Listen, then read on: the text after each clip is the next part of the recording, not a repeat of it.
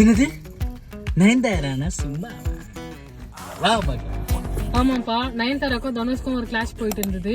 Nayanthara beyond fairy tail அந்த அவங்களோட web series அதாவது இன்னைக்கு ரிலீஸ் ஆக போகுது அப்படின்னு சொல்லிட்டு தனுஷ் சைட்ல இருந்து நயன்தாராக்கு 10 கோடி நஷ்டம் ஈடு கேட்டிருந்தாரு. Happy birthday Nayanthara. எதுக்காக கேட்டிருந்தாருன்னு பார்த்தோம்னா, நானும் ரவுடிதான் அந்த மூவி சீன்ல வந்து தனுஷ் ப்ரொடக்ஷன்ல வந்து வந்தது.